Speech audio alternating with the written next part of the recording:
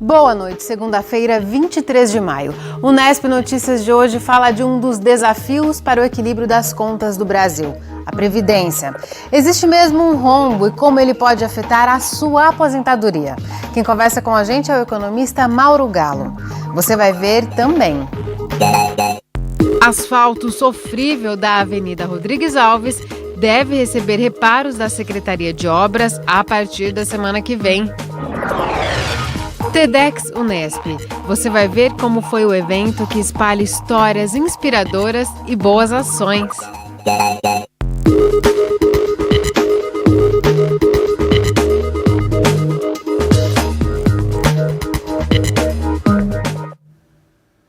A gente começa esta edição com a mudança no Legislativo de Bauru.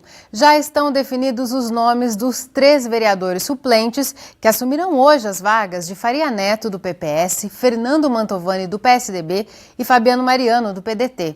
Eles tiveram um mandato cassado pelo Tribunal Superior Eleitoral sob a acusação de terem recebido doação indireta de entidade religiosa. Eles imprimiram um folheto durante a campanha eleitoral junto com a Igreja Católica. Havia dúvidas de quem seriam os suplentes que ficariam com as vagas dos parlamentares cassados por causa das trocas de partidos. Nós conversamos com o novo presidente da Câmara, vereador Lima Júnior, sobre a definição dos 3 novos vereadores. Conforme a orientação do juiz eleitoral da 23ª Vara, ao qual nós solicitamos quais as providências que deveríamos tomar face ao questionamento de 4 candidatos que pleiteiam a vaga do vereador Mariano, nós vamos seguir a lista que foi definida nas eleições de 2012. Então nós estaremos convocando os primeiros suplentes de cada coligação das vagas correspondentes aqui na Câmara Municipal. São o vereador Segala, que estaria preenchendo a vaga do vereador Fernando Mantovani, o vereador Artêmio na vaga do vereador Faria e o vereador Sardim na vaga do vereador Mariano. No momento que o partido ou coligação se sentir prejudicado com a nomeação que a Câmara fará, eles têm que recorrer à Justiça Comum, à Justiça Estadual, e é ela que vai definir se o pleito se justifica ou não. Então tá aí, a dúvida principal, que era em relação ao substituto do vereador Fabiano Mariano, está definida. Entra o suplente Miltinho Sardim, que hoje está no PTB. Os detalhes da posse dos 3 novos vereadores você confere no Nesp Notícias desta terça-feira. A gente muda de assunto e fala agora do péssimo estado de uma das principais vias de Bauru. Quem passa pela Avenida Rodrigues Alves sabe o quanto o asfalto está prejudicado naquela região. A Secretaria de Obras promete começar na semana que vem um mutirão de reparos na avenida, mas adianta que vai ser só um paliativo. A Avenida Rodrigues Alves é uma das vias mais movimentadas de Bauru. Segundo dados da Indurb, por hora passam pelo local cerca de 600 veículos. Boa parte deles são ônibus, isso porque a avenida é o principal corredor para esse tipo de transporte na cidade. Mas além dos ônibus, o movimento de caminhões e carros também é intenso. O resultado são as condições precárias da pavimentação. São muitos buracos e ondulações, há pontos em que parte do asfalto invade a sarjeta. Para tentar resolver esses problemas, a Secretaria de Obras anunciou que a via passará por reformas. Os trabalhos vão se concentrar entre a Rua Alfredo Ruiz e a Avenida Nações Unidas. Serão realizadas obras de fresagem, recape, substituição de sinalização, pintura dos canteiros centrais e reparos nos pontos de ônibus. As obras na Avenida Rodrigues Alves, principal corredor de ônibus de Bauru, devem começar na próxima segunda-feira, com previsão de duração de 30 dias e custo estimado de R$100 mil. Mas o próprio secretário de Obras admite, trata-se de uma medida paliativa para resolver problemas emergenciais. O interessante seria, na pior das hipóteses, recapear toda a avenida. Mas infelizmente para esse ano não vai dar, então vão ser feitos esses trabalhos pontuais. E um segundo projeto, que seria o ideal, seria o que a gente acabou aprovando junto ao PAC, e por fim não foi possível dar continuidade, seriam mais 13 milhões de empréstimo aí. A gente na época aprovou com um anteprojeto, não tivemos tempo para executar o projeto executivo e por isso acabamos aí perdendo um empréstimo. Esse engenheiro avalia que a proposta de reforma apresentada pela Secretaria de Obras é apenas uma ação de emergência. Lógico que o asfalto tem um ponto de amolecimento muito baixo e acaba em um país tropical, onde há altíssimas temperaturas, acaba acontecendo isso daí. Todos sabem, né, no meio técnico, que o pavimento certo para esse tipo de situação é o concreto usinado, ou seja, o CAD, concreto de alto desempenho. Você tem a frenagem, você tem o arranque dos ônibus. Não adianta você fazer um pavimento para durar um mandato de um prefeito. Não é certo isso. Daqui 2 anos, 1 ano e meio, nós temos que refazer, sai muito mais caro. Quem trabalha na região espera que as obras sirvam pelo menos para contornar os problemas mais graves. Tem muito buraco, para começar. Quando chove, aqui vira uma piscina de água. Aí os ônibus, conforme eles vêm, eles passam aqui, jogam água nas pessoas que estão no ponto. A gente está vendo isso todo dia, porque os fregueses têm que correr tudo aqui para dentro, as pessoas que estão no ponto ficam também atrapalhando aqui tudo na porta. Muito cheio de buraco, não tem sinalização, muito ônibus na avenida, muito caminhão. A gente passa no buraco, quando você vê se está em cima do buraco, você cai, danifica a roda da moto, veículo, coluna. Depois do intervalo, você vai ver como foi o TEDx na Unesp. Um evento que compartilhou histórias de superação e também fez uma boa ação. Reconstruiu o carrinho de um catador de recicláveis. Os detalhes você vê daqui a pouco, voltamos já já. Neste sábado, a Unesp recebeu o TEDx, um evento que reúne pessoas com histórias de vidas tão inspiradoras que merecem ser compartilhadas. É um evento realizado no mundo todo. Pela primeira vez aqui em Bauru, teve como tema Futuros Improváveis. Foram 9 palestras nas áreas de educação, projetos sociais e sustentabilidade. Existem alguns hábitos que precisam... É a primeira vez que o TEDx é realizado na Unesp e o sucesso de público se deve principalmente aos temas das palestras. São pessoas com iniciativas diversas, capazes de melhorar o ambiente em que vivem, além de casos de superação. Um dos palestrantes é o Brício, designer formado pela Unesp. 6 anos atrás, ele sofreu um acidente que o deixou paraplégico e veio contar um pouco da história dele. Eu vim compartilhar um pouco da minha história, como que eu superei todo esse processo de uma lesão medular, para elas sentirem um pouco das dificuldades de um cadeirante hoje no Brasil e tentar agregar, passar informação. Às vezes até um sentido que a gente dá na nossa própria vida é compartilhar o que a gente está sentindo, o que a gente tem a somar com as pessoas.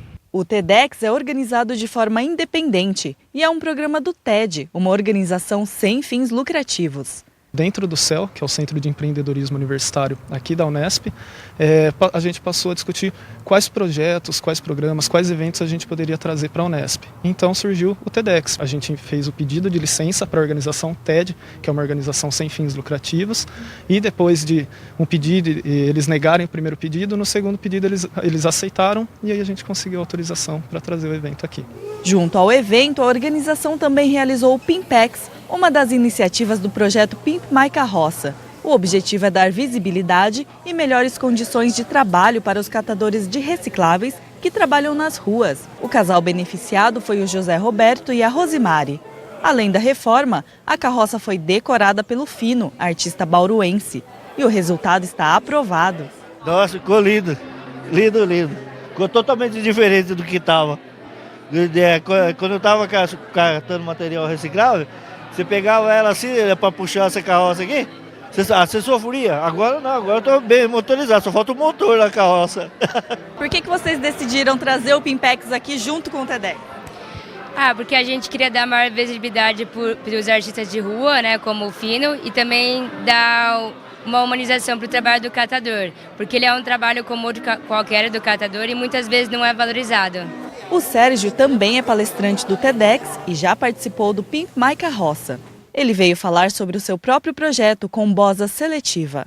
É um coletivo que faz coleta seletiva, gestão de resíduos na cidade de São Paulo. Tem uma balada, a gente vai lá na balada e chama as pessoas. Venha aprender a separar seu lixo dançando, faz um evento para criança. Venha aprender a separar seu lixo brincando. E a coleta seletiva, ela não só coleta, não faz gestão, ela reaproveita, ela reusa. Para ele, eventos como esse colaboram para que o universitário saiba da importância de atuar na comunidade. A pessoa tem que renumerar o trabalho do catador e catadora para ele ter uma condições melhor de trabalho, que a gente é o principal da cadeia, já que ela está da pirâmide, e é os que ganham menos. Então, por isso que a gente tem que se organizar, e a universidade ela é importante, ela tem que capacitar, informar, ensinar os caminhos, não ficar no livro preto bonito aqui na sala de aula, não, mas tem que sair para a rua junto para discutir com os catadores e catadoras. Quem é estudante concorda que é necessário ter experiências além do ambiente da universidade. A gente começa a ver que existe um mundo muito maior fora da universidade, fora das pesquisas que a gente faz aqui. Então, até quem sabe para pensar melhor em adaptar um pouco mais essas pesquisas que a gente faz aqui dentro para o público lá fora.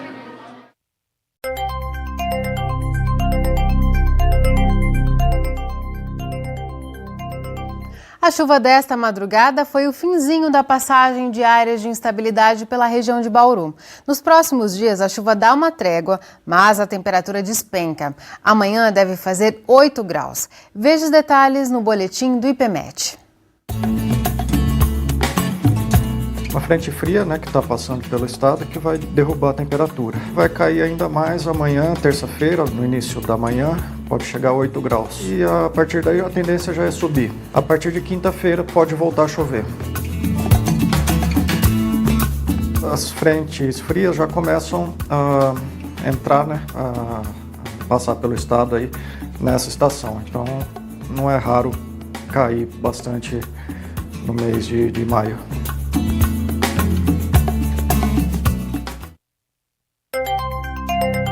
Nesta terça-feira, o tempo fica estável na maior parte do estado. Há possibilidade de chuvas fracas apenas para o litoral. As temperaturas estão em queda em todas as regiões. Em Bauru, se mantém a previsão de céu com poucas nuvens e sem chuva. Agora a umidade do ar é de 65%.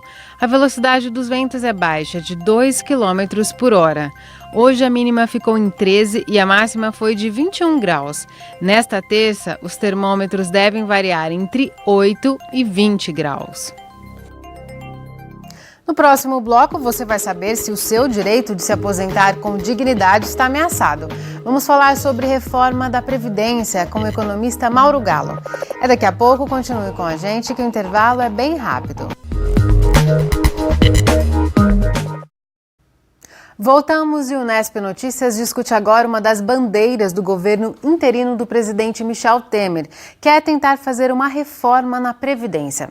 O que está em jogo nessas mudanças é o assunto da nossa entrevista com o economista Mauro Galo.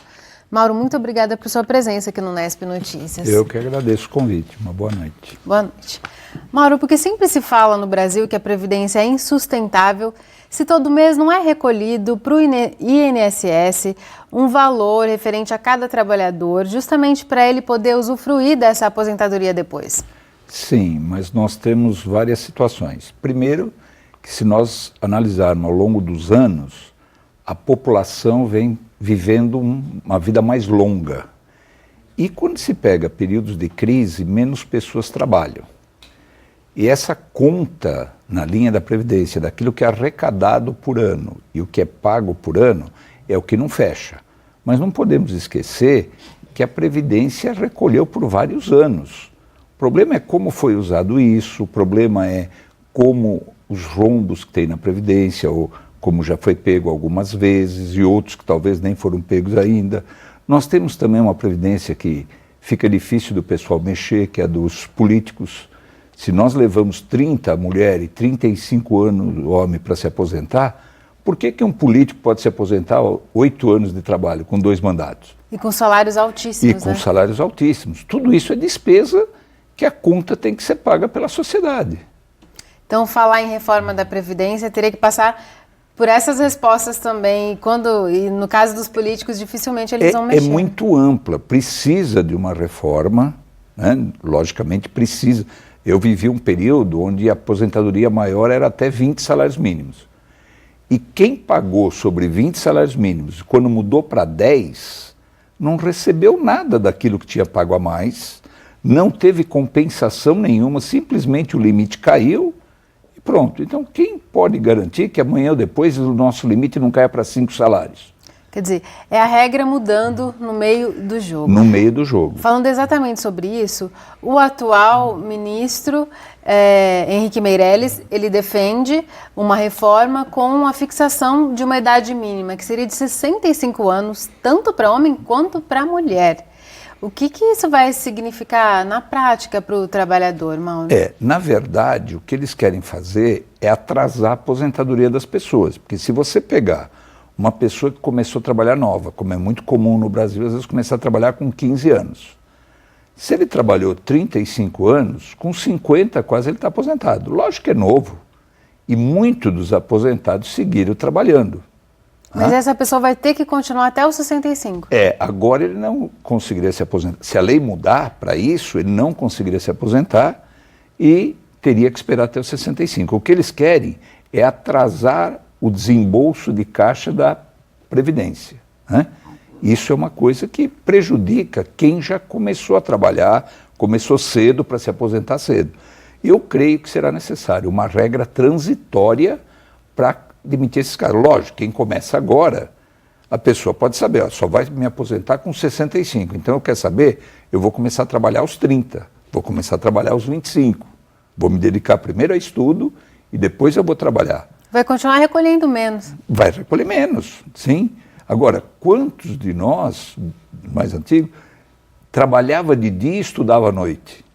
E outra coisa, uma coisa importante, se um aposentado continua trabalhando, vai ser descontado dele o INSS. E ele nunca mais vai receber nada, porque antigamente tinha o pecúlio que ele levantava, depois esse dinheiro ele recebia. Então hoje, os aposentados que seguiram trabalhando, recebem a aposentadoria sim, mas continua contribuindo, inclusive no setor público também, mesmo que ele não trabalhe na aposentadoria dele, é deduzido. Quer dizer, é uma maneira de suprir. Agora, é verdade que a vida vem se esticando, então precisa ter um equacionamento disso. Essa é uma proposta ainda, né, de fixar a idade mínima a 65 anos do ministro Henrique Meirelles. As centrais sindicais vão lutar contra, né, o quanto puderem, mas se houver uma mudança, ela vale para quem está no mercado de trabalho ou ela vale para quem já se aposentou também? Ela retroage? Não, retroagir não. O que o ministro pretende é que entre em vigor de imediato, vamos dizer assim, para todos que estão trabalhando. Então vamos pensar assim, uma pessoa que está com 34 anos e 11 meses de trabalho, faltaria um mês para ele se aposentar. Se ele não tem 65 anos, ele teria de esperar. Aí você vai dizer, mas e o direito adquirido? Não, ele não adquiriu o direito ainda à aposentadoria, faltaria um mês para ele para adquirir o direito. Então, ele estava em trânsito desse direito. Se ele tem o direito adquirido, aposentou, acabou, não tem mais problema. Agora, o que as centrais sindicais querem é o seguinte, que quem já está trabalhando não tem esse limite, e só para aquele. E isso aí, se for só para os novos, não vai dar efeito tão rápido como a economia precisa. Então, quem está próximo já poderia se aposentar, o ideal seria se aposentar agora, antes que haja uma mudança. Ou se aposenta por proporcional, ou se já cumpriu o prazo. Tem muita gente que já cumpriu o prazo e acaba não se aposentando. Eu tenho, inclusive, parente nessa situação. Deve se aposentar o quanto antes, porque pode mudar e a tendência de mudança é sempre para mais dificuldade. Sempre para piorar. Não é para melhorar, com certeza. E quem acabou de entrar no mercado de trabalho, Mauro, está preocupado daqui 30 anos, 40 anos, o que essa pessoa deve fazer agora? A previdência privada é um bom caminho? Com razão tem que estar preocupado, com razão.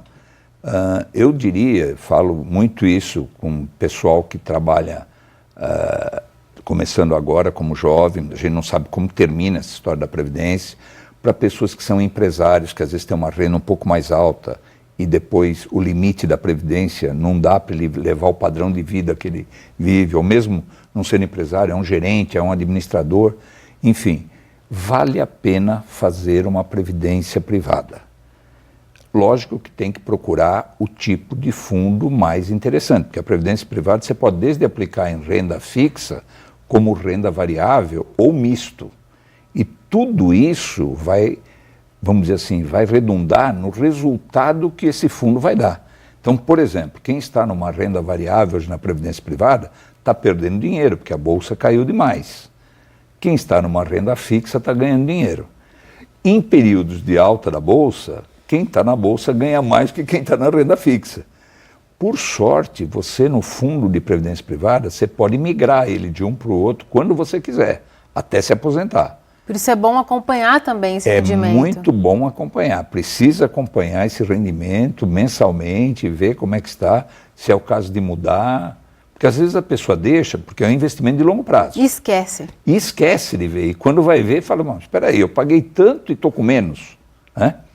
Então, nisso precisa pensar. Além do benefício, 2 aspectos que a previdência privada tem importante. No fundo PGBL tem um incentivo do imposto de renda de poder deduzir 12%. Então o sujeito que tem uma renda de 100 mil, se ele colocar 12 mil na previdência privada no ano, ele vai pagar imposto de renda só sobre 88. Deduz aqueles 12 mil direto. Isso é uma coisa. Outra coisa, para quem já tem mais idade, aquilo que está na previdência privada não entra em inventário.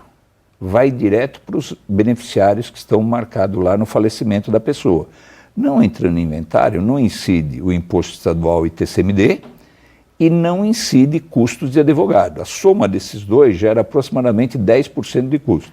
Sem falar que o novo governo está falando no imposto sobre herança. Então, mais uma vantagem continuar na Previdência. Mais uma vantagem. Tá certo, Mauro. Muito obrigada por suas orientações. Imagina, eu que agradeço a oportunidade.